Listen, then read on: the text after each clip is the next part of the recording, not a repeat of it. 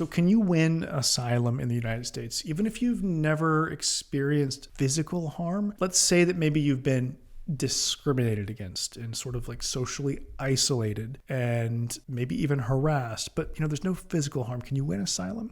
Well, look, the answer is yes, you might be able to. The mere fact that you've never been physically harmed in the past does not mean you can't win asylum, because the asylum officer is looking at two things. They first are going to ask you a lot of questions about the past to see whether the harm that you suffered in the past is sufficiently severe to constitute persecution, to rise to the level of persecution. And it's hard to get there without physical harm. It's not impossible, but it's hard to get there without physical harm. But even if the officer says, okay, we've analyzed your situation, I've concluded that you did not suffer past harm that constitutes persecution. It's not the end of the analysis. They're next going to look toward the future, and they're going to say, okay, is it likely in the future that you're going to be harmed in a way that is sufficiently severe to constitute persecution? And you can win that argument, this forward-looking, well-founded fear argument, based on either the fact that you specifically have been targeted and someone actively wants to harm you, or you can do it based on the fact that you fit the profile of people who are widely persecuted in your country because of the fact that they possess this protected characteristic. And that's called a pattern or practice argument. And it can be tough to win, but we do win those cases